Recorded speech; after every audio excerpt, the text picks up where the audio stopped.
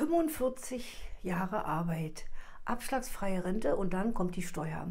Wie sieht das nach 45 Arbeitsjahren aus, wenn man abschlagsfrei in Rente geht? Ja, die Steuer, die schlägt gnadenlos zu. Wann gilt man eigentlich als reich in Deutschland und wann als arm? Das schauen wir uns anhand von Fakten und einem konkreten Beispiel an. Mein Name ist Jutta Martin, ich bin Diplom-Finanzökonom, Autorin und Beratungsstellenleiterin eines Lohnsteuervereins. In diesem Video schauen wir uns einige Fakten an und ich erkläre das anhand eines konkreten Beispiels aus meiner Beratungspraxis. Fragen, Anregungen, Kommentare bitte unter diesem Video in die Kommentare schreiben.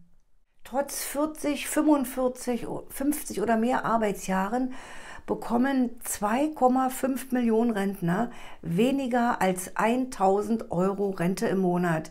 Das ist traurig, aber die bittere Realität. Jeder Fünfte ist von Altersarmut bedroht. Es gibt Armutsberichte, ja, man horche, Armutsberichte, also demzufolge ist das Problem auch bekannt. Statt aber dem eigenen Volk zu helfen, werden immer mehr Fremde ins Land geholt und das, wenn es sein muss, auch auf Kosten der Steuerzahler, nämlich man will einfach die Steuern erhöhen, um alles finanzieren zu können. Die eigenen Leute bleiben auf der Strecke. So traurig ist es inzwischen in Deutschland geworden. Wir schauen uns das jetzt mal näher an. 45 Jahre Arbeit, abschlagsfreie Rente und dann kommt die Steuer. Wann gilt man als arm in Deutschland und wann ist man als Rentner arm? Also laut der europäischen Definition von Einkommensschichten gilt man als alleinstehende Person mit einem Nettoeinkommen von 781 Euro oder weniger als arm und das inklusive aller Sozialleistungen. Der Paritätische Wohlfahrtsverband sagt in seinem Armutsbericht, ja sowas gibt es, Armutsbericht, dass ein Single-Haushalt unter 1.126 Euro Nettoeinkommen als arm gilt. Also das steht wirklich in dem Armutsbericht von 2021. Die Überlegungen sind also sehr unterschiedlich. Besonders betroffen sind hier Langzeitarbeitslose, Geringqualifizierte und Alleinstehende natürlich. Zwar geht man von einer positiven Entwicklung des Arbeitsmarktes aus, aber die zunehmende Armut wird jetzt schon prognostiziert. In Armut lebt man, wenn man weniger als 60% des mittleren Einkommens erhält. Das ist der Fall, wenn man ein monatliches Nettoeinkommen von unter 905 Euro hat. Der Trend ist erschreckend und auch die Grundrente wird daran nichts ändern. Also bei einer gesetzlichen Rente von 1.300 Euro brutto muss man 45 Jahre 2.800 Euro im Monat verdient haben. Ja, und hat man dann diese 1.300 Euro Bruttorente, zieht man davon nochmal rund 11% Kranken- und Pflegeversicherungsbeitrag ab, dann bleiben 1.157 Euro übrig. Das ist ganz knapp über dieser Armutsgrenze laut Paritätischen Wohlstandsverband. Wir haben jetzt also 3 verschiedene Nettoeinkommen, um als arm eingestuft zu werden. Einmal die 781 Euro laut europäischer Definition, dann die 905 Euro unter 60% des mittleren Einkommens und die 1.126 laut Paritätischen Wohlstandsverband. Also das ist der Verband, der sich um soziale Belange kümmert, also um sozial Benachteiligte. Er ist weder kirchlich noch parteipolitisch gebunden. Dieser Paritätische Wohlstandsverband, der steht also für Gleichheit. Ja, und wahrscheinlich werden die Politiker das Nettoeinkommen auswählen, das ihnen am besten in den Kram passt. Also so vermute ich mal. Wann ist man nun reich? Nach einer neuen Studie gilt man aktuell als Single-Haushalt mit einem Einkommen ab 3.347 Euro netto im Monat als reich. Das sind etwa 5.600 Euro brutto.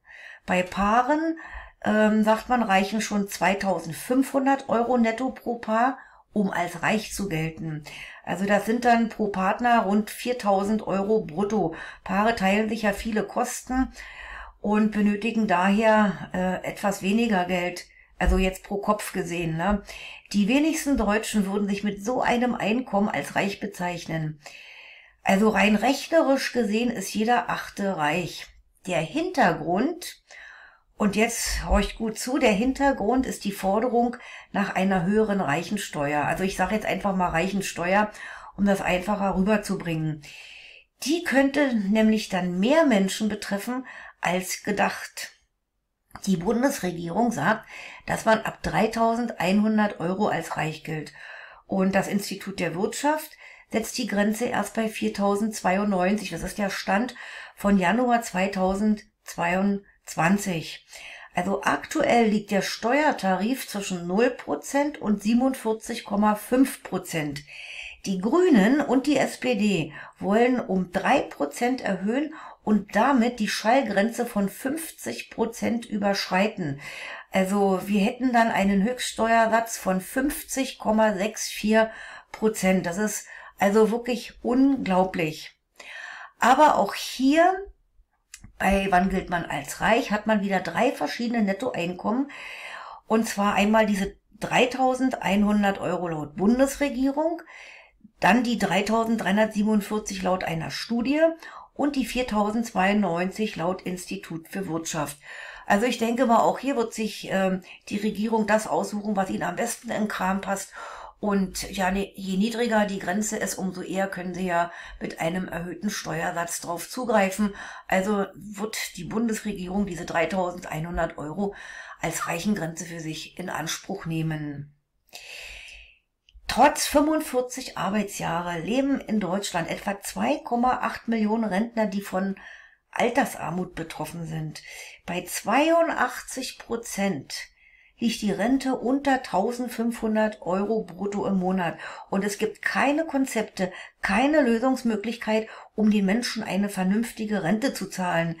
Also das hat die Merkel-Regierung in 16 Jahren nicht geschafft und die neue Regierung hat auch keinen richtigen Plan.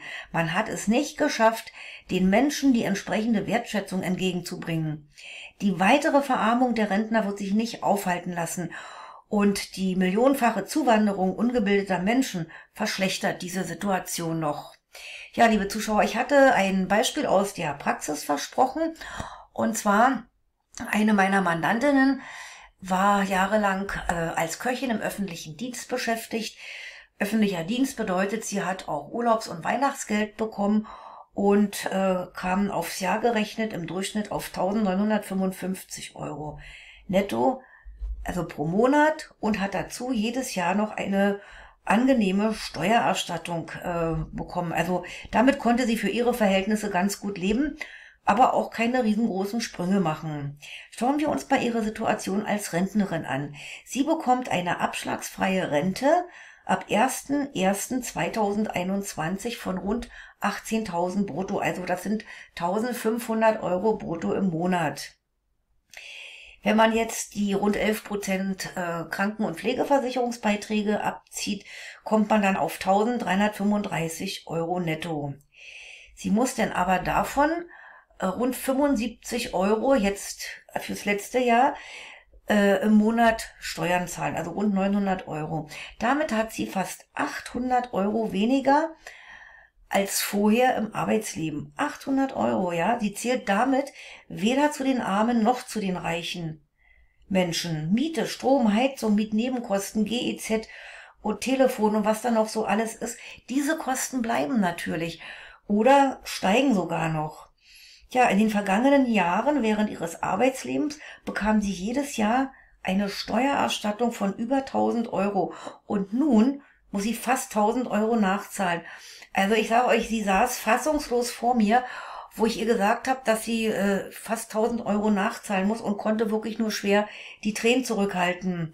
Ja, liebe Zuschauer, solche traurigen Szenen erlebe ich öfter und wahrscheinlich wird das noch zunehmen bei den Beratungsterminen.